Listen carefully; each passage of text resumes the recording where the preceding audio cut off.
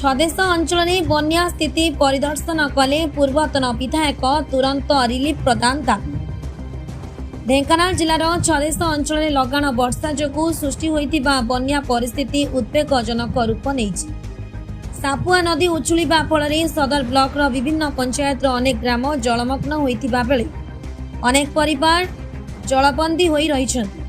प्रभावित अंचल परिदर्शन करी तुरंत रिलीफ और आवश्यक सहायता जोगाई देबाकू दाबी करिसेंति पूर्वतन विधायक सुधीर कुमार सामल। लगाण वर्षा जोगु सापुआ नदीर जलस्तर वृद्धि पाई ढेंकानाल सदर ब्लॉक काकुड़ी भाग चंद्रशेखर प्रसाद औखमा भापुर विष्णुपुर एवं बाल्याम्बा समेत विभिन्न अंचल बन्या परिस्थिति सृष्टि होइछि। सराक पाटणा ब्रिज अंचल और बाल्याम्बा दी जाइथिबा पुराना कटक संबलपुर 42 नंबर जातीय राजपथ भांगी जाइथिबा रास्ता रे मध्य बन्या जल प्रवाहित हेउथिबारु यातायात और साधारण जनजीवन व्यापक भावे प्रभावित होइछि। ए परिस्थिति रे बिजु जनता दलर कार्यकारी सभापति नरोत्तम साहू, जिला परिषद अध्यक्षा अर्चना पुहाण, जिला परिषद सदस्य अशोक परिडा, पूर्वतन छात्र सभापति सूरज महापात्र, चंद्रशेखर प्रसाद सरपंच एवं स्थानीय ग्रामवासी प्रभावित अंचल बुली देखिथिले पूर्वतन विधायक सुधीर कुमार सामल। से क्षयक्षतिर आकलन करी प्रभावित परिवार मानक दुख दुर्दशा विषय अवगत होइथिले।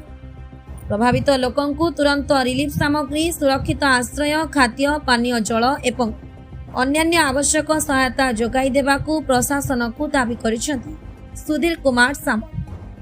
सेपरी क्षतिग्रस्त रास्ता गुड़िकर तुरंत मरामती करा जाई साधारण जनजीवन को स्वाभाविक करिबा पई यथाशीघ्र पदक्षेप नेबाकू मध्य से प्रशासन को अनुरोध करिसेंति। ढेंकानाल सदरु महेश्वर साहू का रिपोर्ट, ढेंकानाल न्यूज ओडिशा। जो न वर्षा होता प्रबल वर्षा श्री माने मंदिर थी पुरी रे काली फेरिली खबर पाइली जमी छदेशर सापुआ नदी बेड्रे जी गाँ सब आफेक्टेड होती रास्ता भी ओल्ड कटक संबलपुर रोड भी विच्छिन्न होती गाड़ी मोटर बंद अच्छी से बाटे तेणु यार स्थायी प्रतिकार होची मु जेबेठू 2000 मसीह सक्रिय राजनीति कले से देखुची सापुआ नदी रोड बराबर हो गलानी। सापुआ नदी जी गभीर रहा कथा तासकंडी गछ उठी गोटे गोटे पहाड़ माटी पहाड़ ता भीतर जाऊँगी ड्रेजिंग आवश्यकता अच्छे। तो ये ड्रेजिंग करा न जाए जी पानी फ्लो होची से फ्लो को जी कलभट जी स्लाब कलभट हो हिम पाइप कलभट हो से टाणी पार डिस्चार्ज हो पारनि एवं आगामी दिन में छदेशर मिनिमम 20-25 गाँ बुड़ाटा फाइनाल हम।